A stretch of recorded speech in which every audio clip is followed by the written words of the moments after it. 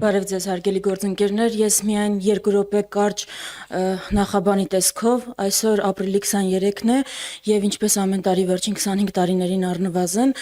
ապրիլի 23-ին ժամը 19:15-ին այս անգամ Հանրապետության հրապարակից մեկնարկելու է ավանդական ջահերով երթը, սա Ցեղասպանության 110-րդ տարելիցին ընթരാճ խոշոր հաշվով կազմակերպված միակ համազգային միջոցառումն է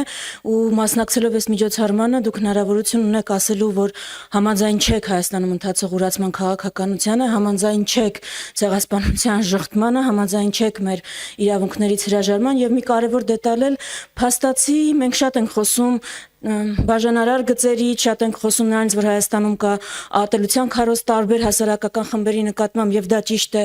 բայց փաստացի այս միջոցառումը եզակի միջոցառումներից է, որ միավորում է ամենատարբեր հայացքներ ունեցող մարդկանց, միավորում է ամենատարբեր անգամ քաղաքական հայացքներ ունեցող մարդկանց եւ բոլորը հազարավոր հայեր հավաքվում են Հանրապետության հրապարակում, քայլում են դեպի Ծիծեռնակաբերդ,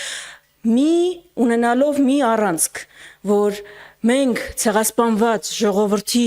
ժառանգներն ենք եւ մենք պիտի հիշենք, սովորենք մեր դասերը անցյալից, որպեսզի դա թույլ չտան կրկնել։ Դրա համար այս տարի հատկապես այն ֆոնին, երբ ուրիշ որևէ միջոցառում չի կազմակերպվել, ջահերով երթի մասնակցությունը դառնում է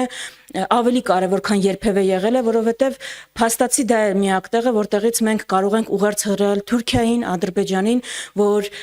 ի պատասխան ձեր վարվող քաղաքականության, ինչքան էլ դուք պայմանավորվեք մեր իշխանությունների հետ, Հայաստանի հասարակությունը այդ պայմանավորվածությունների հետ հաշտ չի։ Այս ուղերձ հղելու տեղը այսօր